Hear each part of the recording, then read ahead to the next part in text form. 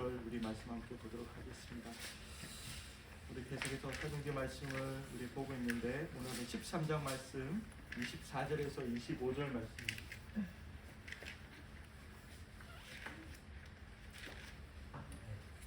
24절에서 우리 25절 우리 짧은 말씀인데 우리 두 절 우리 함께 우리 합독하도록 하겠습니다. 시작. 그가 오시기 전 앞서 요한이 먼저 회개의 세례를 이스라엘 모든 백성에게 전파하니라. 요한이 그 달려갈 길을 마칠 때 말하되 너희가 나를 누구로 생각하느냐? 나는 그리스도가 아니라 내 뒤에 오시는 이가 있으니 나는 그 발에 신발끈을 풀기도 감당하지 못하리라 하였으니. 우리 한 번만 더 24절 25절 한 번만 더 읽어보겠습니다. 천천히 읽어보겠습니다. 그가 오시기에 앞서 요한이 먼저 회개의 세례를 이스라엘 모든 백성에게 전파하니라. 요한이 그 달려갈 길을 마칠 때 말하되 너희가 나를 누구로 생각하느냐? 나는 그리스도가 아니라 네 뒤에 오시는 이가 있으니 나는 그 발에 신발끈을 풀기도 감당하지 못하리라 하였으니. 이는 살아계신 하나님의 말씀입니다. 아멘. 우리 오늘 말씀의 제목 우리 함께 읽어보겠습니다. 시작. 후회함이 없는 아름다운 인생. 우리 오늘 말씀의 제목이 후회함이 없는 아름다운 인생이라고 하는 제목으로 우리 오늘 본문 말씀을 통해서 하나님 말씀 함께 나누도록 하겠습니다. 우리 성도님들 한 주 평안하셨습니까? 네. 네. 우리 박 집사님 또 한 주 평안하셨고, 저도 이제 한 주를 이렇게 살면은 올해를 시작할 때 사실 이 생각이 제일 많이 들거든요. 우리 성도님들 또 한 주를 어떻게 살아가실까, 어떻게 또 지내실까.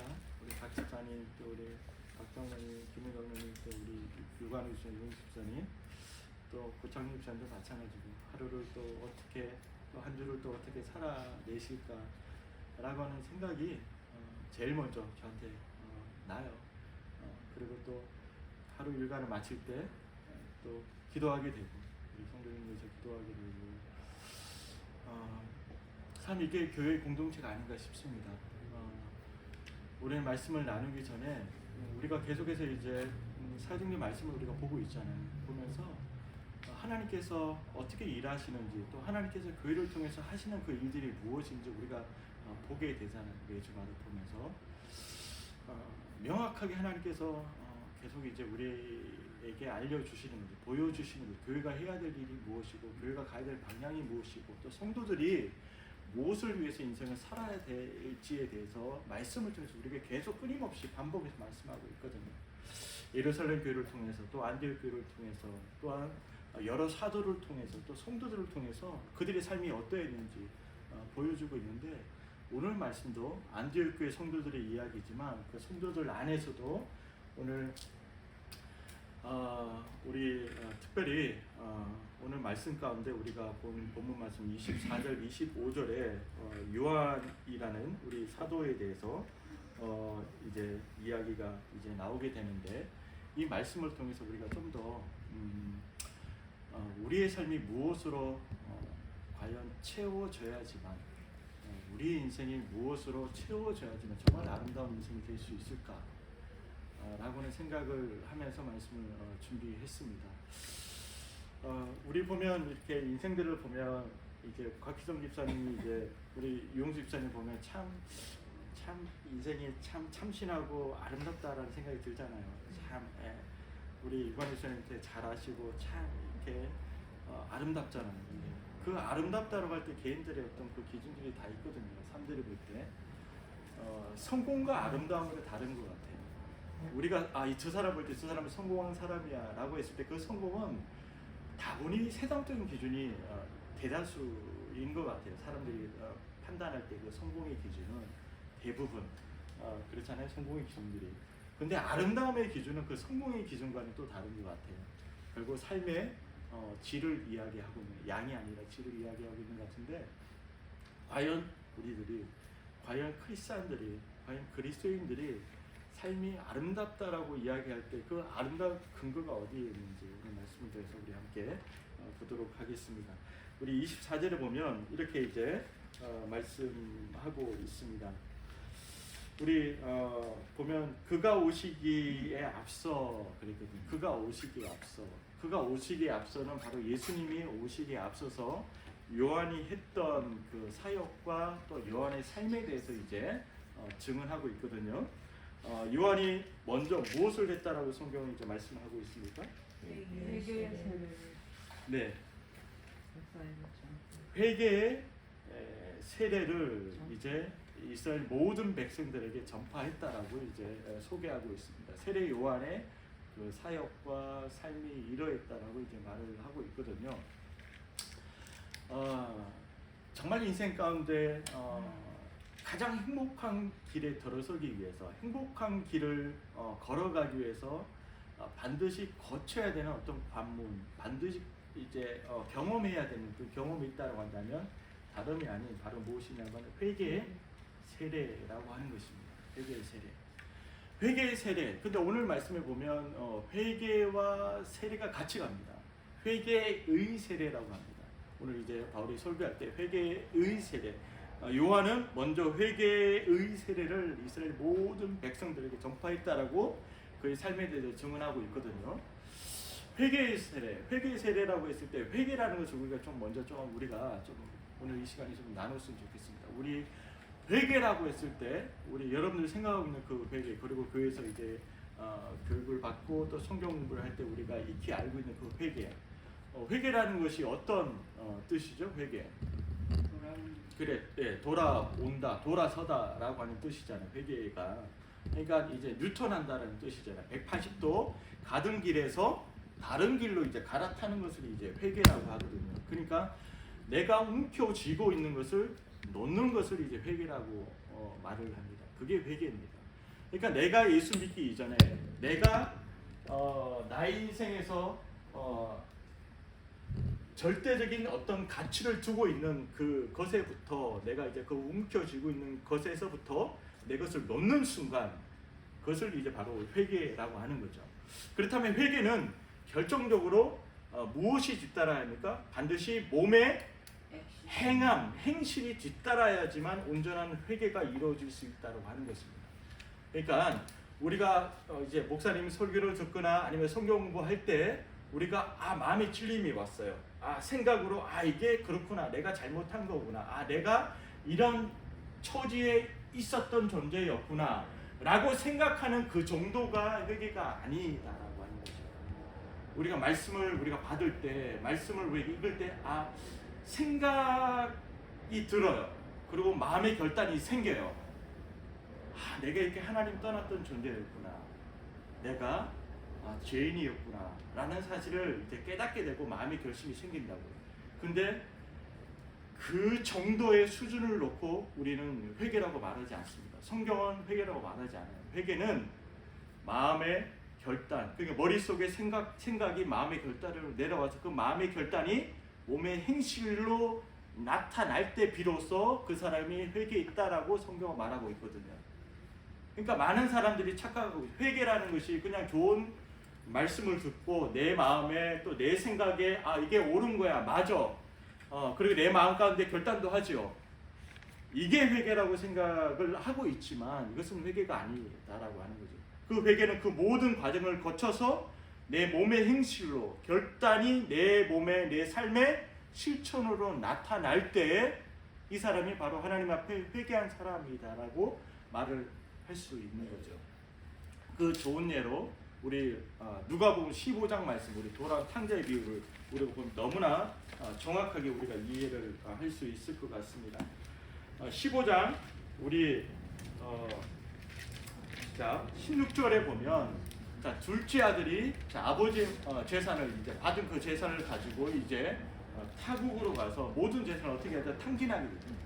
허랑방탕한 생활을 하면서 모든 재산을 다 이제 탕진하게 됩니다. 그때 이제 그 옆에 있었던 주변에 있었던 모든 친구들이 떠나가게 되는 거죠. 왜냐하면 그 모든 친구들은 돈 때문에 이제 함께했던 친구들이 돈이 없으니까 다 사람들이 떠나가는 거예요. 그러면서 사람도 잃고 모든 걸 돈도 잃고 모든 걸 잃어버린 이 둘째 아들이 했던 게 바로 뭐냐면 돼지를 치다가 먹을 게 없어가지고 돼지 먹는 쥐염 열매를 먹으려고 했는데 그것조차도 없어서 예? 정말 비참한 상황 가운데 처해 있는 모습을 성경은 우리들에게 말씀하고 있어요. 그때 지금 둘째 아들이 생각하고 있는 그 생각을 성경은 증언하고 17절을 뭐라고 말하고 있습니까? 돌이켜. 그렇죠. 이에 스스로 어떻게 스스로요 이거는. 이제 그런 정말 비참한 상황에 처해 있을 때 이제 생각이 나는 거죠. 생각이 드는 거죠. 그때 이제 돌이키는 거죠. 그때 이제 생각이 나는 거예요.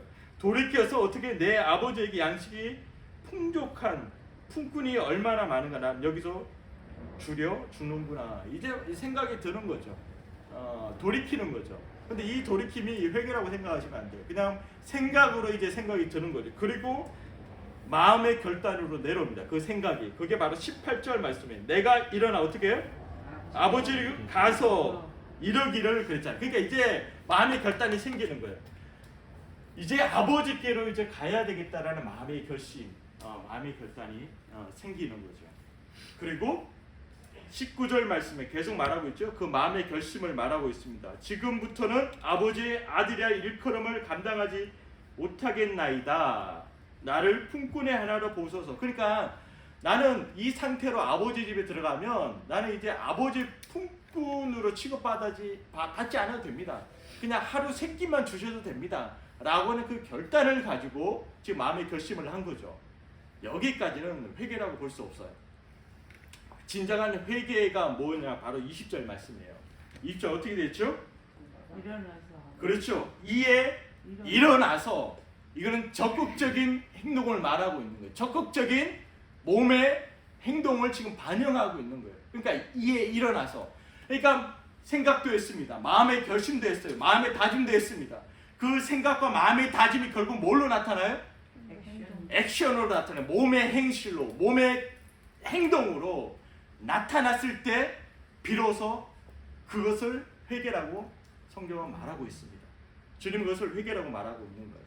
그래서 이 돌아온 탕자가 아버지께로 일어나서 본인이 가고 있던 그 길에서 완전히 뉴턴해서 돌아서서 다른 길, 아버지께로 가는 그 길을 선택했을 때, 그 길을 걸어갔을 때 이 아들이 살아나는 거예요. 이 아들이 다시 회복되고 이 아들이 다시 삶의 진정한 풍요로움을 경험할 수 있었던 거죠. 이게 바로 회개라고 하는 것입니다. 사랑하는 열린교회 성도님 여러분, 진정한 회개가 우리 열린교회 성도들 가운데 있기를 간절히 축복해요. 이게 회개입니다. 예. 아버지께로 돌아가는 거예요. 아버지께로 일어나서 내가 그동안 가지고 있던 영원한 그 가치, 내가 그동안 가지고 있었던 세상에 없어질 것에 대한 그 영원한 가치를 두고 내가 살아갔는데 말씀을 보니까 그게 영원한 가치가 아니었어요. 예. 그래서 내가 일평생 80평생 살아갈 동안 부여잡는 지푸라기와 같은 안개와 같은 것이었습니다. 근데 말씀을 보니까 그게 영원한 것이 아니었어요. 알게 됐습니다. 깨닫게 됐단 말이죠. 마음의 결심이 생겼어요. 주님만이 우리의 영원한 것이구나. 주님만이 우리에게 영원한 것을 주실 수 있는 분이구나. 예수 그리스도 안에 있을 때 진정한 참된 행복과 인생의 목적을 내가 발견하고 내가 그 길을 걸어갈 수 있는 것이구나 라고 하는 그 결단이 생겼습니다. 그 후에 예수님께로 가는 거죠. 예수님께서 살아가신 그 정신과 예수님께서 걸어가신 그 삶을 본받아서 예수님 따라서 내 인생을 살아내는 것, 이게 바로 회개받은 자의 삶이라고 하는 것입니다. 그렇다면 오늘 본문 말씀에 다시 돌아가서 오늘 본문 말씀에 이렇게 말해요. 회개의 세례라고 말씀하고 있지 않습니까? 회개의 세례. 회개, 왜 또 세례를 붙이느냐? 우리가 회개를 했으면 그 세례는 무엇을 의미하는가? 바로 이 회개의 가시적인 표식이 뭐냐면 바로 세례입니다. 그러니까 세례의 핵심은 뭐예요? 회개라는 거예요. 그러니까 우리가 세례 의식을 할 때 어떤 뭐 그냥 교육을 뭐 그냥 거쳐서 이 과정을 거쳐야지만 교인이 되고 뭐 교회 멤버가 되고 그리스도인이 됩니다라고 해서 그래 그러면 뭐 이 과정 당연히 거쳐야지. 그래 뭐 그래 이거 그래 당연히 하는 그냥 하는 과정이야. 그렇게 받아야 돼. 그렇게 해서 세례 받는다고 해서 이 사람이 회개를 한 사람이냐? 그렇지 않다라고 하는 거예요. 그 사람이 그리스도인이냐? 그렇지 않다라고 하는 거예요. 예. 반드시 성경은 우리에게 누누이 말씀하고 있습니다. 회개는요, 정말 내 몸의 행실이 내 모든 삶의 기존에 가고 있는 그 방향에서 그 길에서 돌아섰을 때, 예수님의 그 길 위에 우리가 서 있을 때 그 사람이 바로 회개한 사람이라고 말을 하고 있습니다. 그 회개한 사람이 바로 받는 예식이 뭐예요? 세례라고 하는 거예요. 예. 가시적인 표식이 바로 세례입니다. 세례. 예. 그래서 세례 때 우리가 공포하는 거예요. 나는 몸의 행실로 나는 예수 그리스도만을 따르겠습니다. 그 예수님만이 나에게 구원이시고 그 예수님만이 나에게 참된 자유와 참된 소망을 줄 수 있는 분입니다. 그 예수님을 떠나서는 절대로 구원이 있을 수 없습니다. 라고 하는 신앙의 고백, 그 고백 위에 우리가 회개가 이루어지는 거고, 그 회개를 통해서 우리는 가시적인 표식으로 우리는 세례를 교회가 행하게 되는 거죠. 그 예식을 행하게 되는 겁니다. 그래서 이 차이를 우리는 기억하고 있어야 돼요. 그래서 회개의 세례는 늘 같이 갑니다. 동전의 양면성이에요. 이 사람이 세례를 받았는데 당연히 이 사람은 세례를 받았기 때문에 회개한 사람이다라고 성경은 그렇게 보는 거예요. 그래서 이건 너무나 중요한 부분인 거예요. 근데 많은 교회에서 세례가 어떻게 거행되고 있습니까? 그냥 하나의 관행, 하나의 형식으로 이 과정을 거쳐야지만 교회 멤버가 되고 교회에서 무엇인가 할 수 있기 때문에 그냥 해야 돼. 그런 개념이 아니다라고 하는 것입니다. 회개의 세례가 반드시 우리 가운데 있어야 한다라고 하는 것. 그 회개를 통해서 교회는 그 사람에게 세례를 예식을 거행한다라고 하는 것입니다. 그래서 요한은 끊임없이 이스라엘 모든 백성들에게 바로 회개 세례를 선포했던 거죠. 왜냐하면 다른 이로서는 구원을 얻을 수 없기 때문에 그렇습니다. 사도행전 우리 4장 12절에 보면 우리 뭐라고 고백하고 있습니까? 4장 12절 사도행전 4장 12절 말씀에 4장 12절 말씀에 베드로가 이제 공회 앞에서 베드로가 외쳤던 그 고백입니다. 말씀인데 4장 12절 우리 함께 읽어보도록 하겠습니다. 시작. 하나 사람 중에 구원을 받을 만한 다른 이름을 우리에게 주신 일이 없습니다 하였더라. 아멘.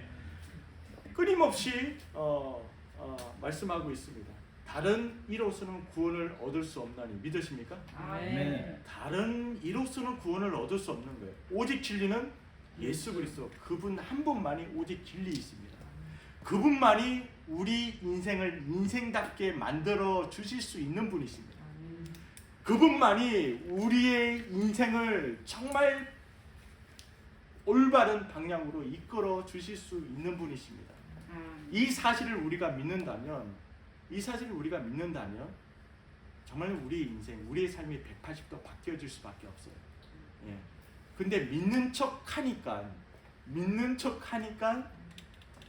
문제가 되는 거죠. 믿는 척 하니까. 신앙은 믿는 척 하는 게 아니에요. 신앙은 참이에요. 참으로 믿는 거예요. 신앙은. 그게 바로 믿음이거든요. 내 생각으로, 내 계산으로 생각했을 때 도저히 이거는 논리적으로 앞뒤가 맞지 않아요. 하지만 그럼에도 불구하고 말씀이기 때문에, 하나님께서 우리 인간들을 향한 그 말씀이기 때문에 어떻게 유한한 존재가 무한한 존재를 이해할 수 있겠습니까? 그는 불가능한 일입니다.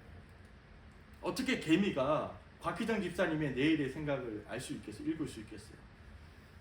불가능한 거예요. 내가 하나님의 뜻을 이해하고 하나님의 뜻을 내 논리적으로 내가 다 내가 이걸 해석하고 내가 알아야지만 내가 이거 믿겠다. 그거는 굉장히 오만하고 교만한 거죠. 절대로 알 수가 없습니다. 그 하나님의 그 넓은 뜻을 이루 말할 수 없는 그 하나님의 계획하신 그 하나님의 그 섭리를 어떻게 우리가 알 수 있겠습니까? 우리 인간이 내일 일을 모르는 존재인데 말입니다. 당장 2시간 후에 일어날, 아니 1시간 후에 일어날 그 일을 우리가 알 수 없는 존재가 바로 우리 인간이거든요. 그렇게 연약한 존재가 인간인데 우리가 어찌해서 우리가 하나님의 그 말씀 앞에 그런 태도를 취할 수 있겠습니까? 오직 예수님만이 참된 인생을 줄 수 있는 분이심을 믿습니다. 참된 인생, 참된 인생이 뭔가? 참된 인생. 그 참된 인생의 길을 걸어갈 수 있게 해주시는 분이 바로 예수님이거든요. 그 예수님만에서 이것이 인생이고 이것이 인생의 목적이고 이것이 하나님께 나를 창조하신 이유이구나 라고 하는 것을 바로 예수 그리스도 안에서 발견하게 되는 거거든요. 그러니까 예수 그리스도를 경험하지 못하면, 참된 회개의 세례를 경험하지 못하면, 받지 못하면 절대로 알 수 없는 일인 거죠. 이 과정을 통해서, 이 회개의 세례를 통해서 예수님을 발견하고 예수님을 알았을 때 그 공동체는 너무나 아름다운 교회의 공동체가 될 수밖에 없다고 하는 것입니다. 그게 바로 뭐냐면 사도행전 13장 1절 말씀 우리 함께 볼게요. 그렇게 회개의 세례를 거쳤던 사람들이 했던 그들의 모습을 보면 너무나 아름다울 수밖에 없어요. 13장, 우리 오늘 본문 13장인데 13장 1절 말씀이에요. 거기 보면 우리 다 함께 읽어보겠습니다. 시작. 안디옥 교회에 선지자들과 교사들이 있으니 곧 바나바와 니게로라는 시몬과 구레네 사람 루게오와 분봉왕 헤롯의 젖동생 마나행과 및 사울이라. 자, 여기 보면 안디옥 교회 선지자들 교사들을 소개하고 있어요. 그러니까 안디옥 교회가 이 당시에는 막 대단히 많은 수가 모여들고 그런 교회가 아니었어요. 제가 볼 때 한 100여 명 정도 모여 있는 그런 교회였던 것 같아요. 이 당시에는. 그러니까 이제 사도들 교사들을 이제 소개하고 있죠. 자, 여기 보면 안디옥 교회 이제 구성하고 있는 그 주요 핵심 멤버, 리더십들을 보면 우리가 이해를 잘 할 수 있어요. 뭐냐면 첫 번째 누가 나오죠? 바나바가 나오죠. 그 다음에 누가 나오죠? 시몬이 나옵니다. 시몬이 어떤 사람이죠? 네. 구레네 시몬은 아닙니다. 예수님이 십자가를 지고 갔던 그 시몬은 아니라고 성경학자들은 말하고 있어요. 그 시몬은 아니고 니게르라고 하는 시몬인데, 시몬이 어떤 출신이냐면 이제 흑인 출신인 거죠. 흑인 출신. 그러니까 이 당시의 흑인들은 대다수가 어떤 사람이었어요? 노예였어요.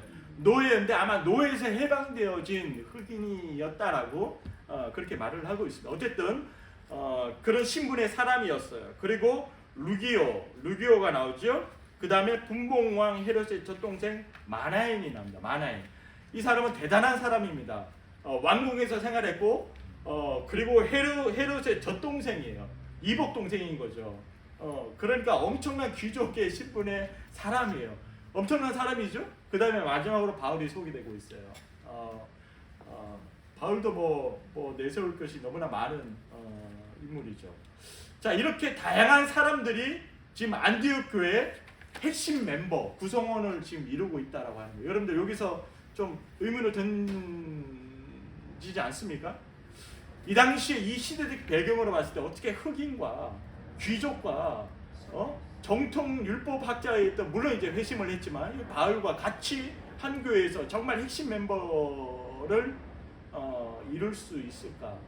교회 리더십을 같이 이루며 사역할 수 있었을까? 여러분들 생각이 나지 않습니까? 이게 놀라운 일이거든요. 이건 바로 가능케 했던 일이 뭐예요? 바로 회개의 세례를 받았기 때문에 가능한 겁니다. 회개의 세례를 받았기 때문에 그리스도인으로 옷 입었기 때문에 가능한 일인 거죠. 우리 말씀 우리 보면 우리 갈라디아서 3장 26절, 27절, 28절, 29절 한번 볼게요. 갈라디아서 3장 26, 27, 28, 29절. 제 성경으로 306쪽에 있습니다. 갈라디아서 그 말씀에 보면, 자, 제가 읽습니다. 26절부터 3장. 너희가 다 믿음으로 말미암아 그리스도 예수 안에서 하나님의 아들이 되었으니 하나님의 아들이 되었다라고 증언하고 있고 27절 누구든지 그리스도와 합하기 위하여 세례를 받은 자는 누구의 옷을 그리스도로 옷 입었느니라. 그리스도로 옷 입었느니라 그렇게 말하고 있습니다. 자, 그리스도로 옷 입은 사람들은 너희는 유대인이나 헬라인이나 종이나 자유인이나 남자나 여자나 다 그리스도 예수 안에서 어떻게 했다고요? 하나이니라. 분명히 성경 우리가 말하고 있습니다. 자, 교회가 하나 될 수 있는 이유가 어디에 있습니까? 그리스도의 옷을 그리스도로 옷을 입었기 때문에 모든 사람들이 그리스도로 옷 입었기 때문에 그리스도 안에서 다 하나가 될 수 있는 겁니다. 믿으십니까? 네. 자, 그리스도로 옷을 입었기 때문에 그래요. 그리스도로 옷 입지 않으면 하나가 될 수 없는 거예요. 예, 같은 옷을 입었기 때문에 그리스도 안에서 다 하나가 될 수 있는 거죠. 예, 근데 여전히 그리스도로 옷 입지 않은 사람이 교회 안에서 늘 갈등과 문제를 야기시키거든요. 왜? 여전히 육신의 옷을 입고 정욕의 옷을 입고 욕망의 옷을 입고 본인의 고집의 옷을 입고 여전히 냄새나는 그 죄악의 옷을 입고 끊임없이 본인의 그 옷을 자랑하기 때문에 문제가 생깁니다. 우리도 그랬던 사람입니다. 나도 그랬던 사람입니다.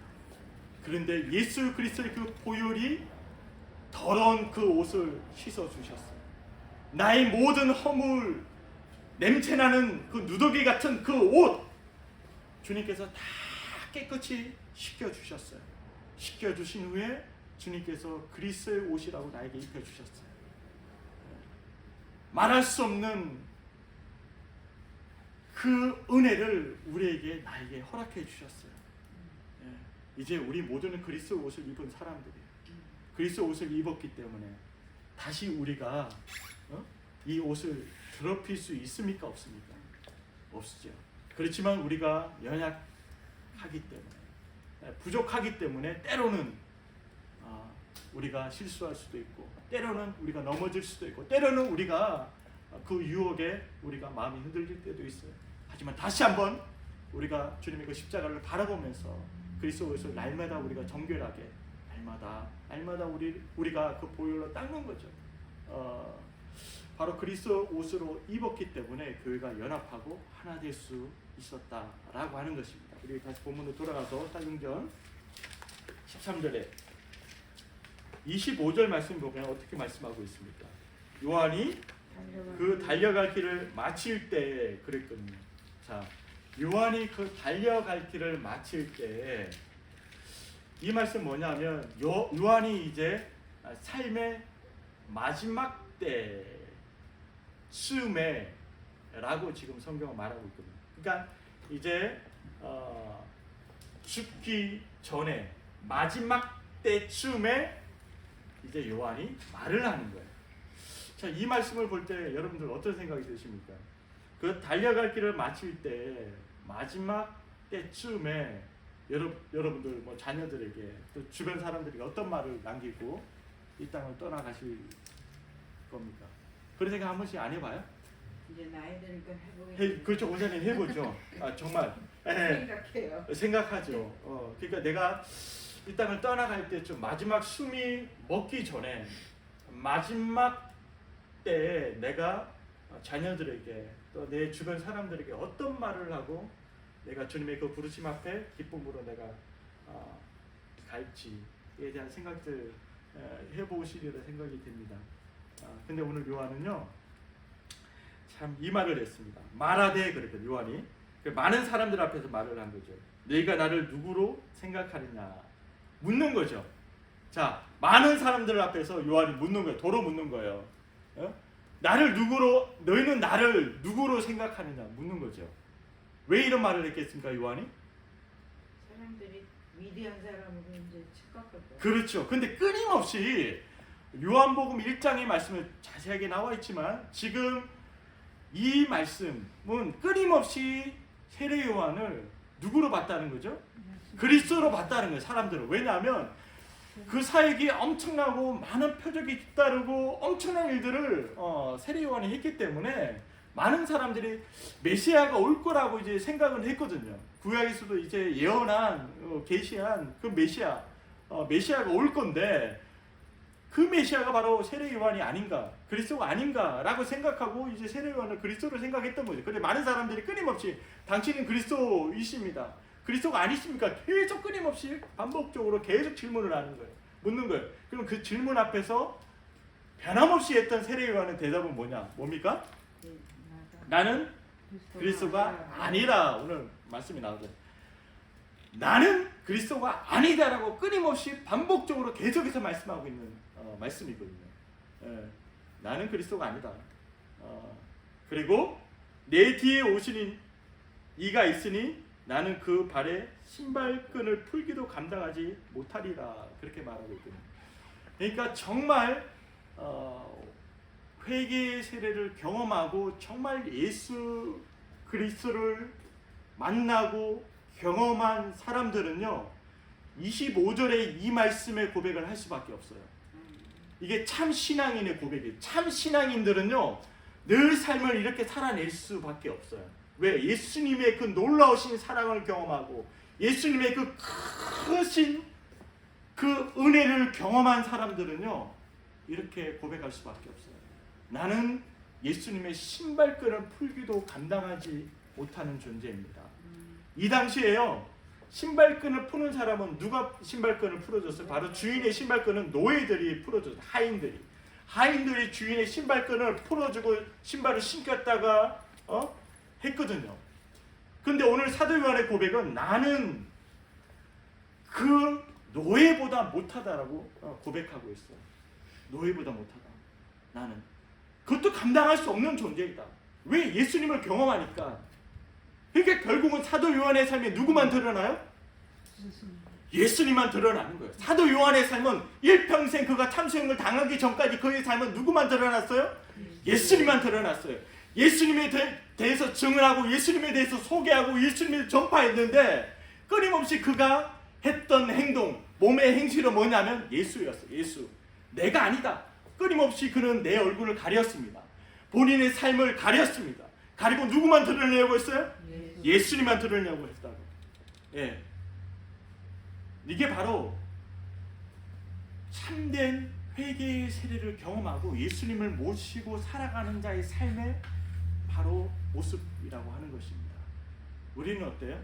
때로는 우리가 신앙생활을 하면서, 때로는 우리가 기도하며, 때로는 우리가 무엇을 하면서, 때로는 우리 마음까지 나를 드러내고 싶은 생각들, 나를 말하고 싶은 생각들, 내가 하나님의 응답을 이렇게 받았다고 말을 하면서 하나님의 은혜입니다 말하면서 내 이름을 말하고 싶은 그 생각들, 인간이기 때문에 그런 유혹들 있잖아요. 아, 우리 아들이 하나님 기도에 응답해 주셨어. 와, 이렇게 잘 됐어. 우리 아들 대단하지 않아? 근데는 자기 아들 잘 됐다고 하는 하나님 얘기하면서 우리 그런 마음이 있잖아요. 솔직히 있거든요. 아, 이렇게 잘 됐어요. 하나님 은혜입니다 말하면서 끝은 이거. 근데 아니에요. 철저하게 나를 감추고 나를 숨기고 나의 얼굴을 숨기고 나를 불러주셨고 나에게 은혜 주셨고 나를 이 자리에 있게 하신 그 예수 그리스도, 참된 인생의 목적이 무엇이며 어떻게 살아야 되는지 가르쳐 주셨고 그릇된 길로 갈 때 참된 길로 뉴턴하라고 알려주신 그 예수님, 그 예수님께서 나에게 생명 주셨어요. 그 예수님께 나에게 영원한 생명을 주셨어요. 누더기에 죄의 옷을 입고 다니던 나를 불러서 보일러 씻겨주시고 정말 말할 수 없는 정말 빛나는 그 내가 입을 수 없는 감당할 수 없는 그 옷을, 그리스도 옷을 나에게 입혀주셨습니다. 그리고 너는 나의 자녀라고, 내가 사랑하는 나의 딸이라고, 내가 사랑하는 나의 아들이라고, 나의 사랑하는 아들, 딸, 이 세상의 모든 사람들이 내가 그렇게 되기를 원한다. 한 사람도 나를 모르는 자가 없이 이 땅을 떠나가지 않기를 원한다. 모든 사람들이 나에게로 다시 돌아오기를 원한다. 왜? 하나님께서 모든 사람들을 창조하셨기 때문에. 하나님 창조하셨기 때문에 그 모든 사람들이 회복되기를 원하시는 거예요. 바로 사도 요한이 그러한 삶을 살았다라고 하는 것입니다. 끊임없이 그리스도만을 드러내는 인생, 그리스도만을 자랑하고 드러내는 인생을 살았다라고 하는 것입니다. 우리 오늘 말씀의 제목이 후회함 없는 아름다운 인생을 우리가 살아가기 위해서 참 어떤 인생이 유관의 집사님 후회함 없는 아름다운 인생을 살아가는 인생이겠습니까? 저는 장담컨대 세례 요한 정말 후회함이 없는 참소형을 당했지만 정말 후회함이 없는 정말 그 어떤 것과 비교할 수 없는 아름다운 인생을 살아간 하나님의 사람이라고 저는 단언컨대 확신합니다. 네. 세례 요한의 삶은 하나님께서 세례 요한을 세우시고 부르실 때 요한복음 1장 말씀을 한번 보십시오. 그가 입었던 옷이 어떠했는지, 그가 어떠한 삶을 살았는지, 정말 비참한 인생을 어떻게 보면 세상 기준으로 보면 그렇게 살았어요. 그 당시에 종교 지도자는 어떠했죠? 바리새인과 율법학자는 어떠했죠? 휘황찬란한 옷을 입고 엄청난 권력과 엄청난 부와 엄청난 것을 누리면서 살았던 사람들이 그 당시에 종교 지도자들이었고, 근데 세례 요한은 어떠했습니까? 그것과 정반대되는 삶을 살았습니다. 그 인생을 저 삶을 때 끊임없이 예수 그리스도만 드러내려고, 예수 그리스도만 증언하려고 했던 그 삶을 통해서 우리는 참다운 인생의 아름다움이 무엇인지 우리는 발견할 수 있다고 하는 것입니다. 네. 정말 우리 박남숙 권사님 아름답거든요. 네. 정말 아름다운, 후회함 없는 아름다운 인생을 지금 살아가고 계시잖아요. 네, 하나님 앞에 할렐루야. 네, 할렐루야. 하나님 앞에 맡기는 인생, 참 아름다운 인생입니다. 여러분들 정말 바라기는 한 분 한 분이 정말 후회함 없는 정말 인생을 마지막 떠날 때 말을 할 때 정말 후회스러운 말을 하고 떠나는 게 아니라 정말 후회함 없는 내 인생이 정말 행복했다. 주님 때문에 주님을 내가 알고 경험하고 또 주님 곁으로 가는 게 참 그 어떤 것보다 비교할 수 없는 복이었고 축복이었다. 오늘도 더 예수님을 사랑하고 예수님을 의지하고 신뢰하고 그 복을 누리고 살기를 바란다 라고 마지막 숨이 끊기기 전에 마지막 그 말을 남기고 여러분들 이 땅을 떠나간다면 그 모습의 그 아름다운 여운들이 끊임없이 계속해서 흘러가지 않겠습니까? 예, 자녀들이 또 그 자녀한테 그 아름다운 선한 영향력들이 흘러가지 않겠습니까? 결론적으로 말씀을 드리면 세례 요한의 삶 가운데 끊임없이 예수 그리스도로 충만한 삶, 예수 그리스도로 채워지는 삶을 살았기 때문에 세례 요한이 정말 후회함 없는 아름다운 인생을 살았다라고 우리는 확신을 가지고 우리는 말을 할 수 있는 거예요. 네.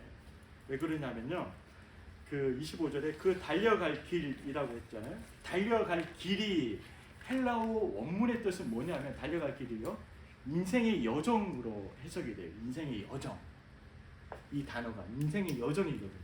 그리고 마칠 때 헬라어 원문의 뜻은 뭐냐면 해석을 하면 가득 채워지다라고 하는 뜻이에요. 그러니까 그 달려갈 길을 마칠 때 전체의 이 원문의 해석에 의하면 이 뜻이 무슨 뜻이냐? 인생의 여정을 살아가면서 무엇으로 채워지느냐 라고 하는 뜻이거든요. 인생의 여정 가운데 무엇으로 채워지느냐. 그러니까 여러분들 인생의 여정 가운데 인생의 여정을 무엇으로 지금 채워가고 계십니까? 여러분들 무엇으로 채워가고 있습니까? 여러분들 욕심으로? 여러분들 생각하고 있는 그 야망으로? 눈에 보이는 그 어떤 것으로? 그것이 전부라고? 그것을 움켜쥐고 끊임없이 그것으로 채워가고 계십니까? 아니죠. 네. 자신의 인생의 여정에는 바로 자신의 인생의 삶으로 채워가야 되는 거예요. 끊임없이 내 인생의 여정에 무엇으로 내 삶으로 채워가야 돼요. 내 삶으로 끊임없이 채워가야 돼요. 자신의 삶으로 채워가는 거예요. 내 인생의 여정은. 다른 사람이 곽희정 집사님의 그 삶의 여정을 채워줄 수 없거든요.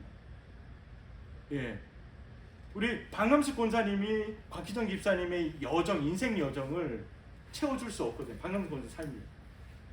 결국 우리 자신의 인생 여정에는 바로 내 삶이, 자신의 삶이 바로 내 인생 여정까지 채워줘야 되는 거죠.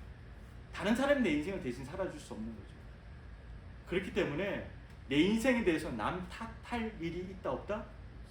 없습니다. 내 인생에 대해서는. 자기 인생을 누가 책임지는 거예요? 자기가 책임져야 되는 거예요. 내 인생에 대해서 저 사람 때문에 내 인생이 이렇게 됐어. 저 사람 때문에 내 인생이 불행해졌어. 그럴 수 없는 게 바로 자기 인생입니다.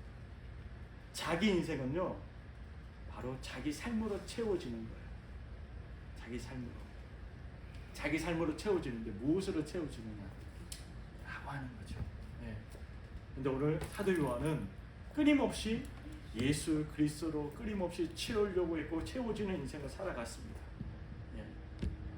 예수 그리스도의 그 말씀, 예수 그리스도의 그 은혜, 예수 그리스도의 그 생명, 예수 그리스도의 사랑, 예수 그리스도의 정신과 그 정의로 끊임없이 사도 요한은 채워지는 인생을 살았고 그 사랑과 은혜와 그 말씀을 끊임없이 바닷기에 전달하는, 흘려보내는 인생을 살아냈다라고 하는 것입니다.